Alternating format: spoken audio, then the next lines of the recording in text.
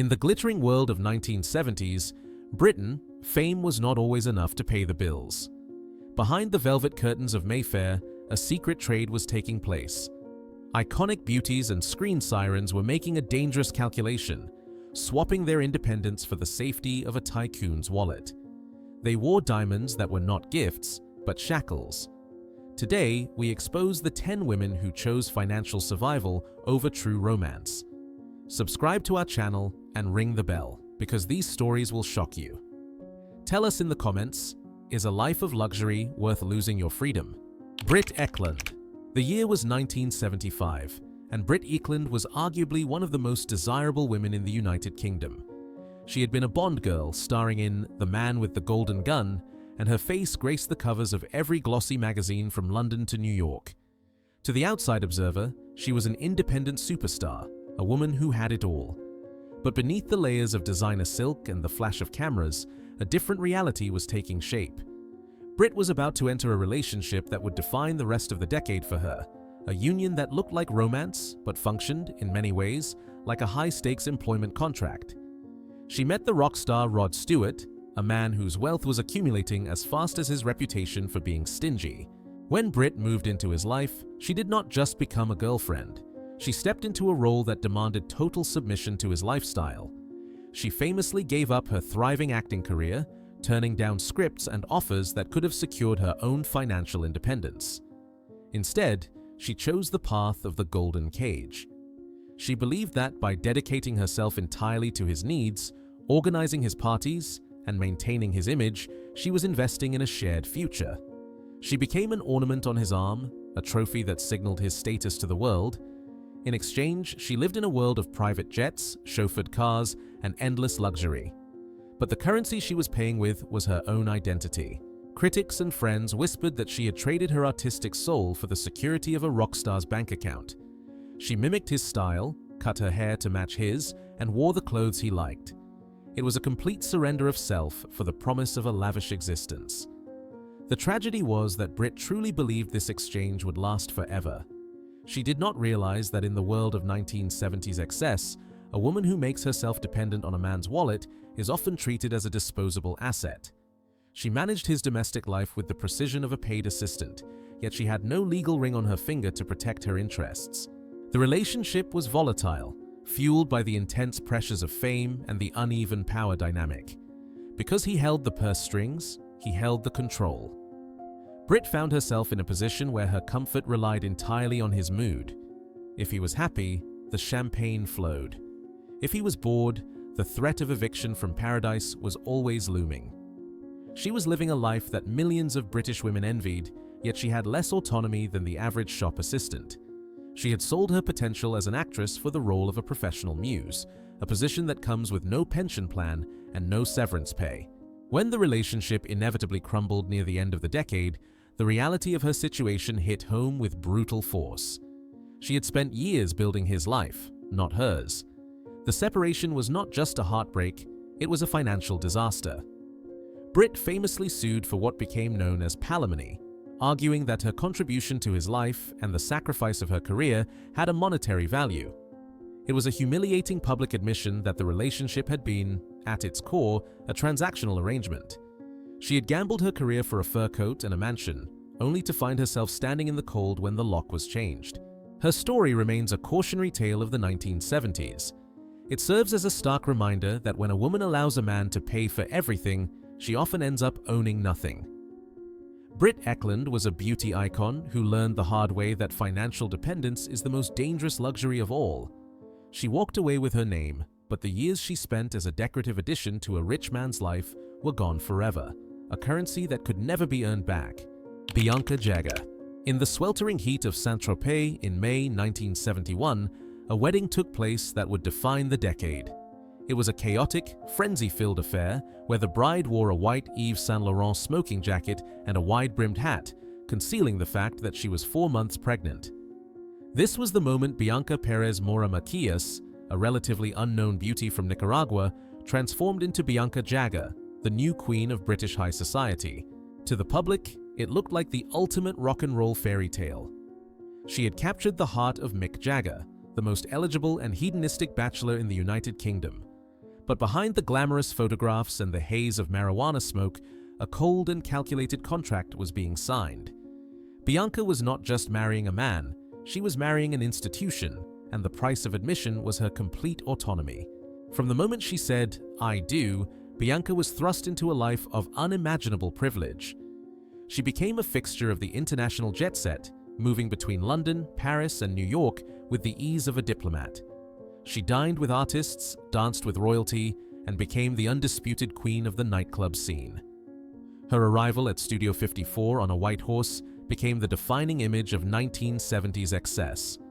However, this opulent lifestyle was a golden cage. Those close to the couple knew that the financial dynamic of the marriage was far from equal. Mick Jagger was famously tight with his money, keeping a close watch on the accounts. Bianca, despite her sudden fame, had little personal wealth compared to the rolling empire of the Stones. She was entirely dependent on his allowance, forced to navigate the whims of a husband who controlled the purse strings with an iron fist. The transaction at the heart of their marriage became painfully clear as the years went on. Bianca provided Mick with an exotic, intellectual edge. She was a sophisticated accessory that elevated his status from a mere rock singer to a member of the cultural elite. In return, she received the finest clothes, the fastest cars, and access to the most exclusive circles in the world. But she had to pay for these luxuries with her dignity. It was an open secret in London that Mick was a serial philanderer. He paraded other women in front of the press, embarking on affairs that would have humiliated a lesser woman. Bianca was forced to adopt a mask of icy indifference. She knew that to cause a scene or to leave would mean walking away from the most coveted position in the social hierarchy. She was arguably the most famous wife in Britain, but she was trapped in a role that required her to be blind to her husband's indiscretions. For nearly 8 years, she played the part perfectly. She was the stoic, stylish consort who looked the other way while her husband behaved like a bachelor. Critics whispered that she had sold her self-respect for a wardrobe full of designer gowns and a seat at the top table. She became a professional celebrity, a woman whose entire identity was wrapped up in the surname she had acquired. She did not act in films or release albums. Her full-time job was being Mrs. Jagger, a role that demanded she tolerate the intolerable. The luxury she lived in was a direct compensation for the emotional neglect she endured.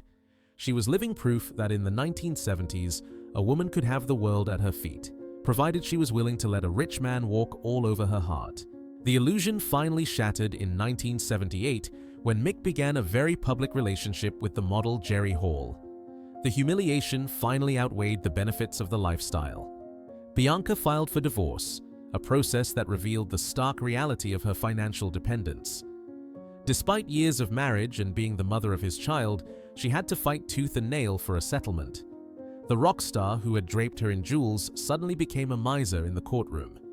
In the end, she reportedly received little more than £1 million, a fraction of his fortune. However, she kept the most valuable asset of all, his last name.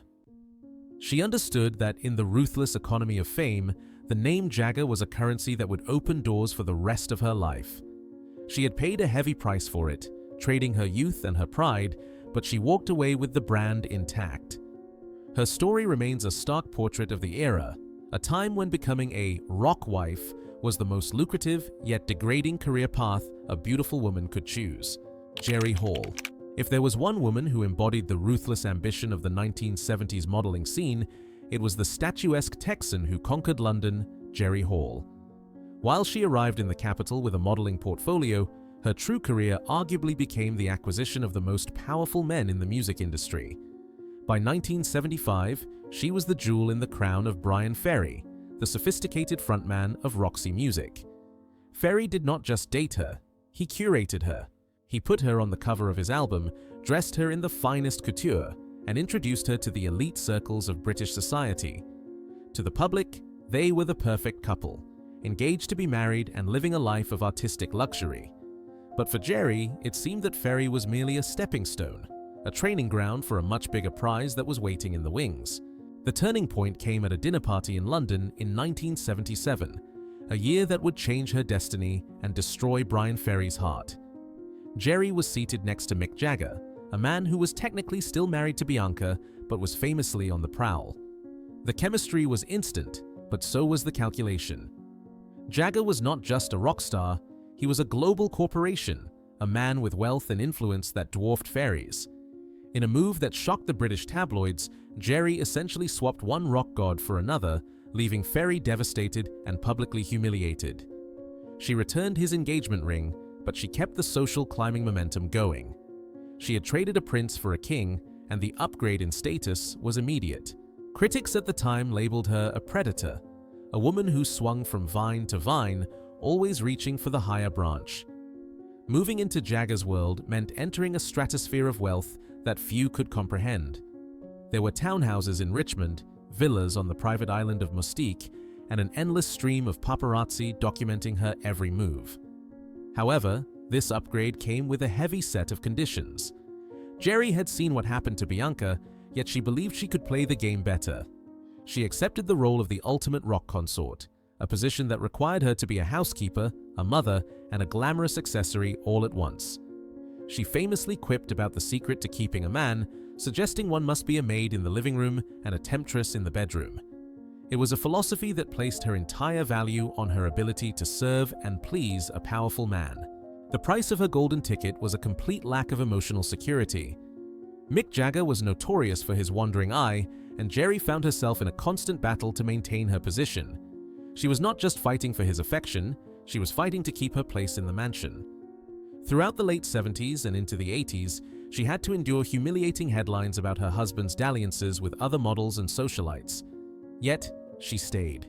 She tolerated the disrespect because the alternative, walking away, meant losing the lifestyle she had worked so hard to secure. She became the gatekeeper of his life, managing his moods and his ego, effectively working a full-time job where the salary was paid in designer dresses and social relevance. Her life became a masterclass in endurance. She smoothed over his scandals, raised his children, and presented a united front to the world, even when the cracks were visible to everyone. People whispered that she had sold her independence for the title of Mrs. Jagger, trading the potential of her own career for the reflected glory of his. While she was a successful model in her own right, her earnings were a drop in the ocean compared to the Rolling Stones empire. She was financially comfortable, but she was never truly on equal footing. Every diamond she wore was a reminder of who held the power in the relationship. In the end, Jerry Hall became the longest-serving manager of the Jagger brand, a role she performed with grit and determination. But looking back at the start of their romance in the smoky haze of the 1970s, it is impossible to ignore the transactional nature of her ascent. She saw an opportunity to secure a future of unimaginable privilege, and she took it, leaving a trail of broken hearts in her wake. She proved that in the ruthless game of high society relationships, love is often secondary to the size of the portfolio. She got the fur coat, the mansion, and the fame, but she paid for it with decades of compromise, constantly looking over her shoulder to ensure she wasn't being replaced by a younger, newer model. Angie Bowie. When Angela Barnett met a struggling musician named David Jones in London in 1970, she did not just see a future husband, she saw a raw asset that needed management. While other women were looking for romance, Angie was looking for a project. She was an American art student with a sharp eye for style and a ruthless ambition that matched, if not exceeded, that of the man who would become David Bowie. From the very beginning, their union was less of a traditional marriage and more of a strategic merger. Angie realized early on that she lacked the musical talent to conquer the charts herself, so she decided to become the power behind the throne. She invested her energy, her fashion sense, and her sheer force of will into creating the character of Ziggy Stardust. She cut his hair, chose his clothes, and encouraged the androgynous image that would shock and captivate the world. In exchange for this labor, she demanded a seat at the high table of rock and roll royalty. The life they built together at Haddon Hall was a factory of fame, but the foundation was purely transactional. Angie accepted a role that most women would have found impossible. She agreed to an open marriage, a modern arrangement that allowed David to explore his desires with both men and women, provided he came home to the brand they were building. She turned a blind eye to his numerous dalliances, viewing them not as betrayals, but as necessary fuel for his artistic persona. She was the gatekeeper who managed the chaos, the woman who ensured the show went on even when the private life was crumbling. For Angie, the reward for this emotional labor was the lifestyle of a queen. She traveled in limousines, wore the most outrageous couture, and was treated as an icon in her own right. She had successfully attached herself to a rising star, and as his stock rose, so did her access to wealth and privilege. However, the contract of their marriage began to fray as David's fame went stratospheric. By 1974, the man she had helped create was becoming a global deity, and he began to view Angie not as a partner, but as an employee who had outlived her usefulness. The luxury she enjoyed was entirely dependent on his goodwill, and as his chemical dependency increased, his mood became volatile. Angie found herself in a precarious position. She had no legal ownership of the music, no rights to the character she helped design. She was simply the wife, a title that could be revoked at any moment. The golden life she had fought for was slipping through her fingers. She had tolerated the parties, the madness, and the open relationships because she believed she was building a joint empire. But in the cold light of day, the empire belonged to David alone. The breakdown of their marriage in the late 70s was one of the most bitter episodes in rock history. It revealed the brutal truth of her situation. She had traded her youth and her creative energy for a passenger seat in someone else's vehicle. When the divorce was finally settled in Switzerland in 1980, Angie did not walk away with half the fortune she felt she had earned. Instead, she received a settlement of £35,000, a shockingly low sum for the woman who had helped invent glam rock. She also accepted a gagging order, a clause that paid her to stay silent about their life together for a decade. It was the ultimate transactional conclusion to a transactional relationship. She took the money and the silence, effectively signing a severance package for her role as Mrs. Bowie. Critics have often painted Angie as a loud, brash opportunist who married for fame. While there is truth to her ambition, her story is also a tragedy of the era. She was a woman who believed that by serving a man's genius, she could secure her own future. She played the game by the rules of the 1970s, offering total devotion and tolerance in exchange for security. But she learned that in the music industry, the artist holds all the cards. Angie Bowie helped change the face of pop culture, yet she ended the decade with little more than a modest check and a suitcase full of memories. She had sold her privacy and her emotional well-being for a ticket to the top, only to find that the ticket was valid for a one-way trip and the destination was not the paradise she had been promised. Her experience stands as a stark warning: never build a castle on land that you do not own. Pattie Boyd. To the world, Pattie Boyd was the ultimate muse, the golden girl with the gap-toothed smile who inspired the greatest love songs of the 20th century. She was the face of the swinging 60s, a model who seemed to float above the ordinary struggles of life. However, as the calendar turned to the 1970s, Pattie found herself trapped in a gilded reality that was far darker than the lyrics written about her suggested. She was married to George Harrison, the quiet Beatle, living in a gargantuan neo-Gothic mansion called Friar Park. To the outsider, it was a fairy tale castle, complete with lakes and caves. But for Pattie, it was a lonely fortress where she served as the decorative keeper of the keys. She had effectively retired from her lucrative modeling career at George's insistence, trading her financial independence for the role of a dutiful rock wife. It was the first step in a long journey of surrendering her identity for the comfort of a wealthy man's shadow. Life at Friar Park was defined by excess and isolation. While George obsessed over spiritualism and Indian philosophy, Pattie was left to manage the sprawling estate and the staff. She was surrounded by material wealth, expensive cars, vintage furniture, and endless acres of land, but she was emotionally starving. The dynamic was clear. He was the provider, the genius, the sun around which the household orbited. She was the beautiful moon, reflecting his light but having none of her own. As the marriage began to disintegrate under the weight of George's distant nature and his wandering eye, Pattie faced a terrifying reality.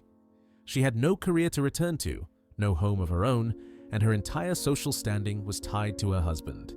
She was a woman who had been placed on a pedestal so high that jumping off seemed impossible without shattering. Enter Eric Clapton, George's best friend and a rock deity in his own right. His obsession with Pattie is the stuff of legend, culminating in the tortured anthem Layla. For Pattie, Clapton represented not just passion, but a lifeboat. When she finally left George in 1974, she did not strike out on her own to reclaim her independence. Instead, she transferred her allegiance from one millionaire musician to another. It was a lateral move in the high-stakes game of rock society.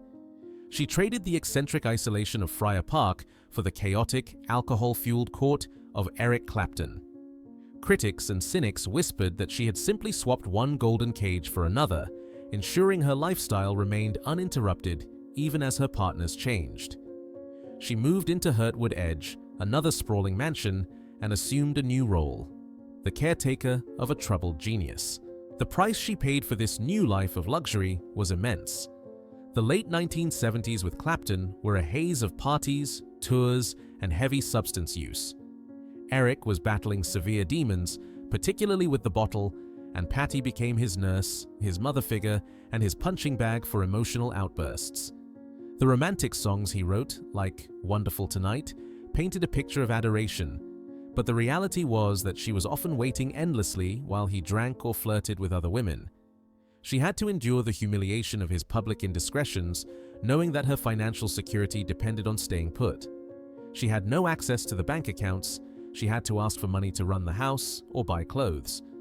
The woman who had once graced the cover of Vogue was now reduced to receiving an allowance, a stark reminder of the power imbalance in her relationship. Patty's existence became a masterclass in endurance. She tolerated his erratic behavior and his disappearances because the alternative was a life she no longer recognized. She had become institutionalized by the rock and roll lifestyle. The private jets, the five-star hotels, and the VIP treatment were addictive, and the cost of maintaining them was her silence and her servitude. She was the trophy on the arm of the guitar god, the woman every man wanted and every woman wanted to be, yet privately she was fighting to maintain her dignity in a relationship that was slowly erasing her self-worth. She had sold her right to a peaceful, normal life for a front-row seat to the Eric Clapton show. When they eventually married in 1979, it felt less like a new beginning and more like a contractual obligation being fulfilled after years of turmoil. Patty Boyd remains the archetype of the rock muse, but her story is a cautionary tale about the economics of inspiration. She inspired masterpieces that generated millions of pounds in royalties, yet she owned none of it. She was the catalyst for the art, but she was treated as a disposable asset by the men who created it. She walked away years later with her memories and a settlement, but the decade of her prime was spent serving the needs of wealthy men, proving that being a muse is often just a glamorous word for being a poorly paid assistant with a wedding ring. Shakira Kane. In the early 1970s, Shakira Baksh was a vision of exotic beauty that stopped traffic in London. A former Miss Guyana and a finalist in the Miss World contest, she was poised to take the British film industry by storm.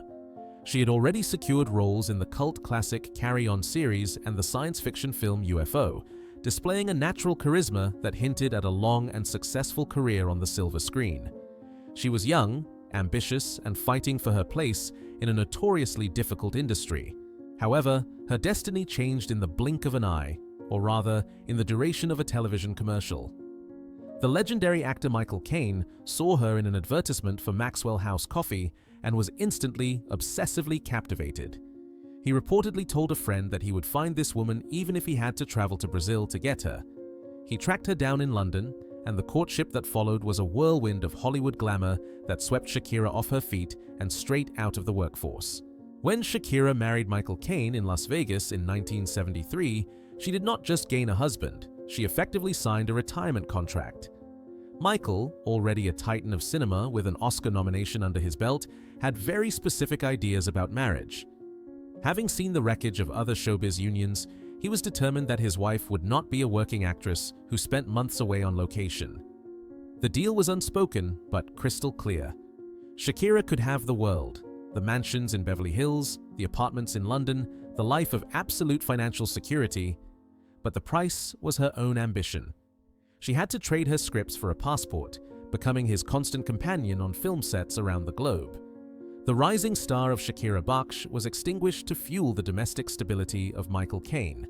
To the public, it looked like the ultimate romantic victory.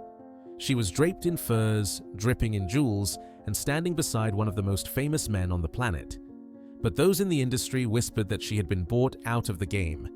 She became the silent beauty on the red carpet, the perfect accessory who smiled and nodded while her husband gave the interviews. It was a golden cage of the highest order. While Michael's career soared to new heights in the 1970s with films like The Man Who Would Be King and The Eagle Has Landed, Shakira's world shrank to the size of his trailer and their hotel suites. She managed his life, curated his image, and provided the emotional anchor he needed to navigate his stardom, but her own creative voice was silenced. The transaction was absolute. In exchange for surrendering her independence, she was insulated from the harsh realities of life.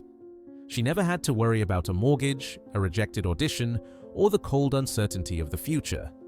She had secured a lifetime membership to the elite club of the super rich. Yet, there is a profound melancholy in looking at her trajectory. She was a woman of immense potential who allowed herself to be absorbed into another person's existence. She became a professional wife, a role that required just as much discipline as acting, but offered none of the public acclaim. Her job was to ensure Michael Caine shined, even if it meant she had to stay in the shadows. Critics of the era pointed out that this was the ultimate form of being a kept woman, albeit one with a marriage license. She was entirely dependent on his earnings, his status, and his decisions. If Michael wanted to move to Los Angeles to escape British taxes, Shakira packed the bags. If he wanted to return to England, she followed. Her agency was replaced by his authority. While the marriage has proven to be enduring, and by all accounts happy, it remains a defining example of the 1970s trade-off. A talented woman selling her professional soul for the safety and luxury that only a wealthy man could provide. She swapped the unpredictable thrill of a career for the guaranteed comfort of a chauffeur-driven limousine, proving that sometimes the highest price one can pay for security is the loss of what could have been. Soraya Khashoggi.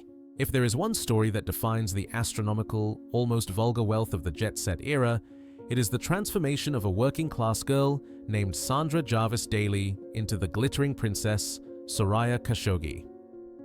Born in Leicester, in the heart of the industrial Midlands, Sandra seemed destined for a quiet, ordinary life. However, she possessed a beauty and an ambition that could not be contained by the grey skies of England. In 1961, at the tender age of 20, she met Adnan Khashoggi, a Saudi Arabian businessman who was on his way to becoming the richest man in the world. He was an arms dealer, a man who brokered deals between governments and war zones, amassing a fortune that made rock stars look like paupers. For Sandra, the choice was stark and immediate. She could remain a girl from Leicester, or she could convert to Islam, change her name, and step into a world of 1001 nights. She chose the latter, selling her past identity for a future paved with gold. Throughout the 1970s, Soraya Khashoggi was not just a wife, she was a walking exhibition of her husband's power. She lived a life that defied comprehension. She traveled the world on a private DC-8 jet that had been converted into a flying palace, complete with gold-plated seatbelts and a disco. Her home was often the Nabila, a yacht so large it was famously used as the villain's floating lair in a James Bond film.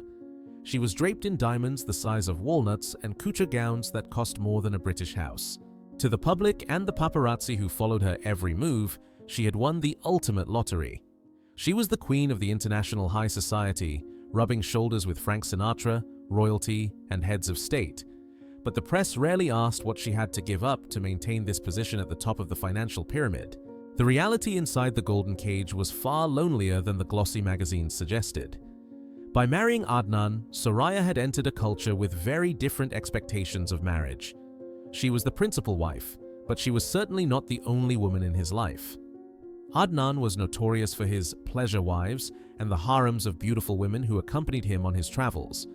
Soraya was expected to turn a blind eye to his indiscretions, to accept that her husband's affection was a resource that was shared with many others. She was a bird in a gilded cage, surrounded by servants and bodyguards, yet often profoundly isolated.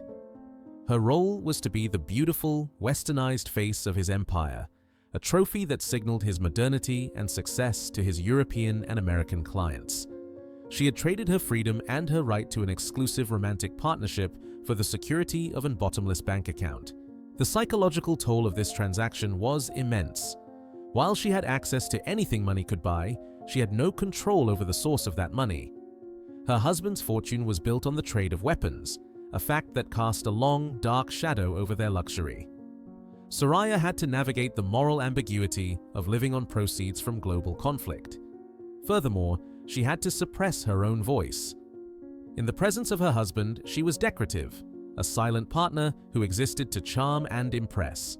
The girl from Leicester had been completely erased, replaced by a persona that was meticulously crafted to fit the needs of a billionaire. She had sold her heritage and her autonomy for a ticket to a life where she never had to open a door or carry a bag, but where she also never held the key to her own destiny. When the marriage finally collapsed in the mid-70s, the divorce proceedings became a global spectacle. Soraya sued for a settlement that made headlines around the world, eventually securing a payout that was rumored to be in the region of £500 million, though the exact figure remains a subject of debate. It was the largest divorce settlement in history at that time, a final, massive transaction that confirmed the nature of the relationship. She had put in the years, played the part, and endured the infidelity, and now she was cashing out. Soraya Khashoggi's life story remains the ultimate parable of the 1970s, a demonstration that while beauty can indeed be traded for unimaginable wealth, the exchange rate often includes one's privacy, dignity, and peace of mind. She walked away a very rich woman, but she left behind the simple innocence of Sandra Jarvis Daly forever. Lady Annabel Goldsmith. If the previous stories were about women climbing the ladder of fame, the story of Lady Annabel Burley is about a woman who seemingly had it all, yet risked everything for a bigger, more dangerous prize. Born into the heart of the British aristocracy as the daughter of the Marquess of Londonderry, Annabel was the epitome of blue-blooded elegance. By the early 1970s, she was the Queen of London's high society, married to Mark Burley, the creator of the legendary nightclub Annabel's. She was the woman everyone wanted to be, living a life of tasteful luxury and impeccable social standing. However, beneath the surface of this respectable existence, a storm was brewing. Annabel was about to make a choice that would scandalize the establishment and redefine the meaning of marrying for money. She was about to trade the safe, old money of her husband for the volatile, astronomical wealth of the tycoon James Goldsmith. James Goldsmith was not just rich, he was a force of nature. A financier, a gambler, and a man who believed the rules of ordinary men did not apply to him, he offered Annabel a kind of power that made her current life look provincial. Their affair began in the shadows, a passionate collision between the establishment and the new, ruthless breed of capitalism. For years, Annabel lived a double life, torn between her duty to her husband and children and the intoxication of Goldsmith's world. When the truth finally exploded onto the front pages of the tabloids, Annabel did not retreat in shame. Instead, she doubled down on her investment. She left her husband, endured the scorn of her social circle, and moved into the orbit of the billionaire. It was a move that many whispered was calculated with the precision of a business merger. She famously quipped that no one marries for money, they marry for a lifestyle, a statement that became the defining motto of the decade's elite. By 1978, when she finally became Lady Annabel Goldsmith, she had secured her position as the matriarch of a dynasty. She moved into Ormley Lodge, a magnificent Georgian mansion on the edge of Richmond Park. It was a paradise funded by Goldsmith's corporate raids, a place of private zoos, endless staff, and lavish parties where prime ministers rubbed shoulders with rock stars. Yet, the price for this upgrade was steep. James Goldsmith was a man of voracious appetites, and he had no intention of being a monogamous husband. He famously maintained a parallel life in France with another woman, expecting Annabel to accept this arrangement with the grace of a diplomat. The golden cage she had stepped into was gilt-edged, but it required her to share her husband in a way that would have broken a lesser woman. Annabel became the keeper of the domestic sanctuary, the woman who kept the home fires burning while her husband conquered markets and other women. She had traded the exclusivity of a traditional marriage for a share in a global empire. Her role was to be the stable center of his chaotic universe, a mother to his many children and a hostess to his powerful friends. In exchange, she never had to worry about the cost of anything ever again. She lived in a world where private jets were as common as taxis and where money was simply a tool to remove inconvenience. But the transaction was clear. Her loyalty was bought with a lifestyle that no other man in Britain could provide. She had to swallow her pride and accept that in the world of super tycoons, a wife is often just one part of a diversified portfolio. Critics looked at her choice with a mixture of awe and cynicism.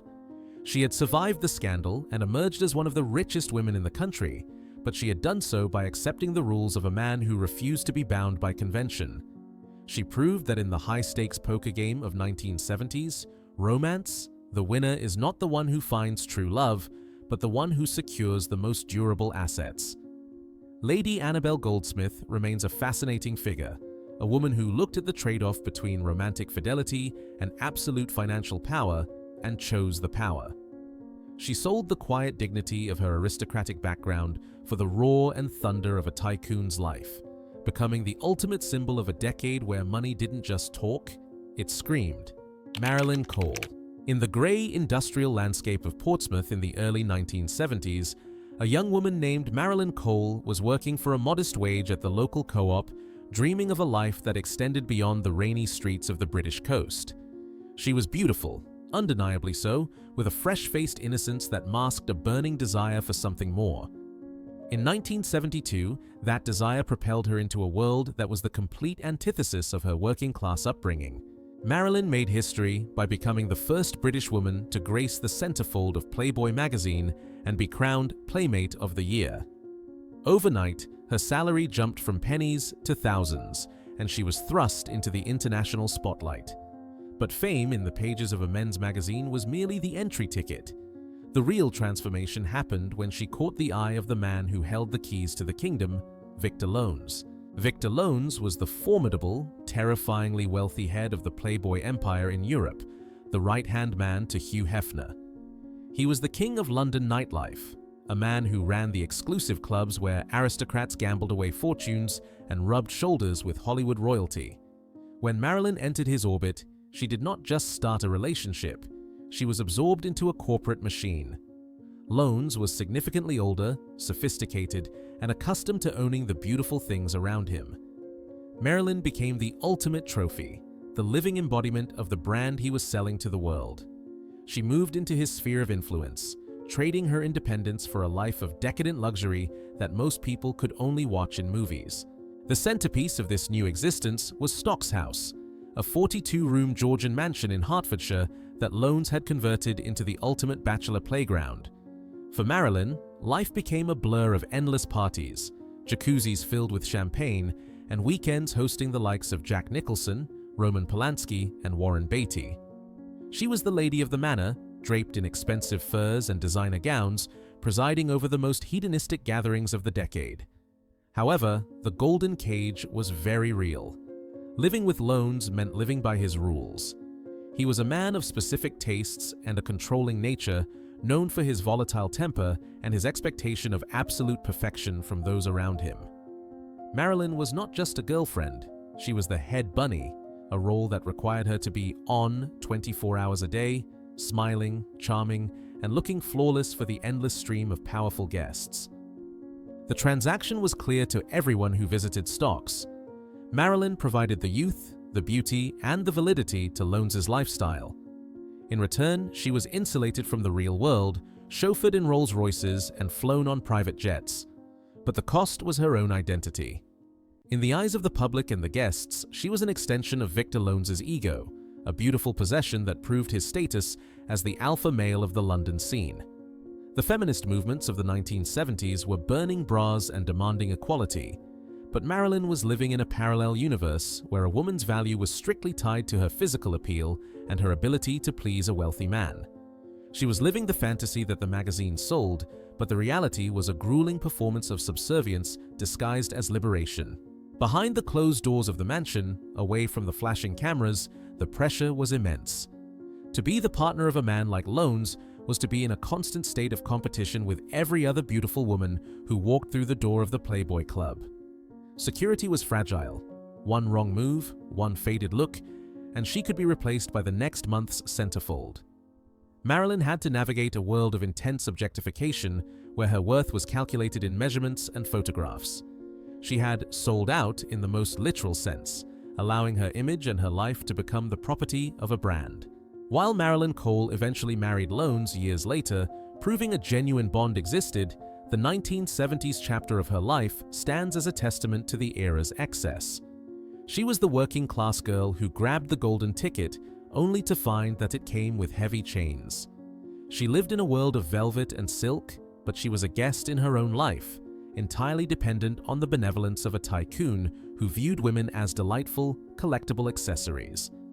Her story is a glittering yet sobering reminder of the women who traded their autonomy for a seat at the most exclusive table in Britain, only to realize that they were on the menu as often as they were at the dinner. Marie Helvin. If there was a single face that defined the exotic, untouchable glamour of the British fashion scene in the mid-1970s, it was Marie Helvin. With her Polynesian heritage and flawless features, she looked like a creature from another planet who had crash-landed in the grey streets of London. She arrived as a teenage model, full of hope and innocence, but she was quickly swept up by the most powerful current in the capital, the legendary photographer David Bailey. Bailey was not just a man with a camera, he was the cultural kingmaker of the era, the man who had immortalized the Beatles and the Cray twins.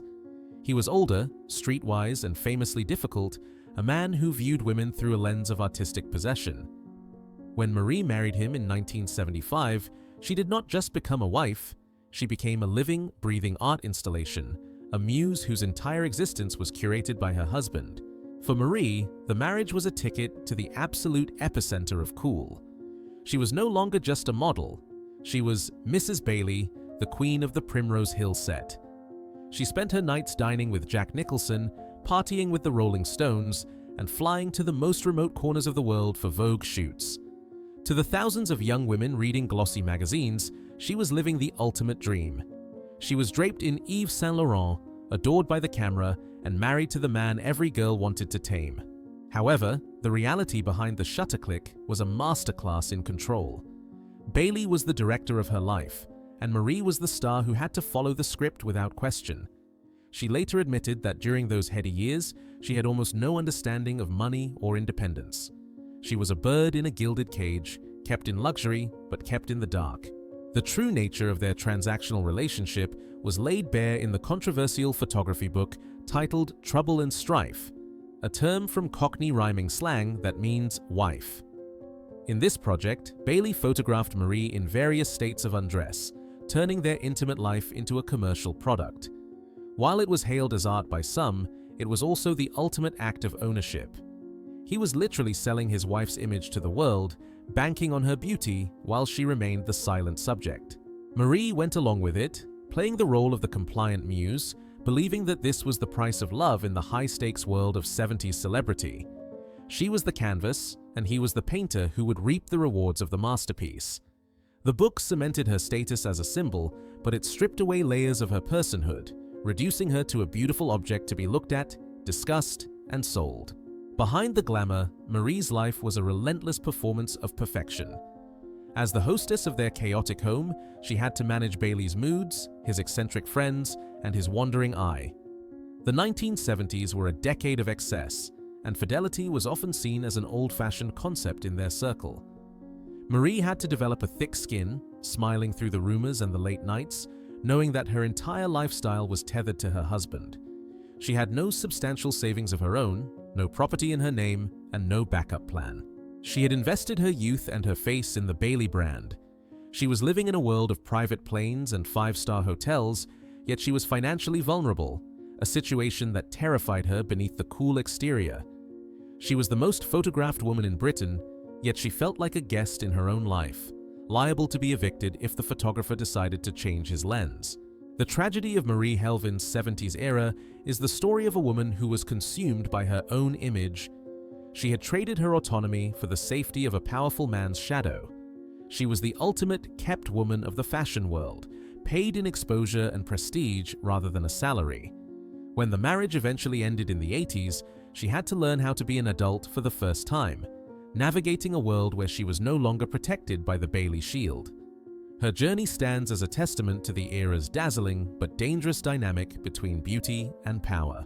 She had the fur coats, the diamonds, and the fame, but she paid for them by surrendering her voice to a man who preferred her to be seen and not heard.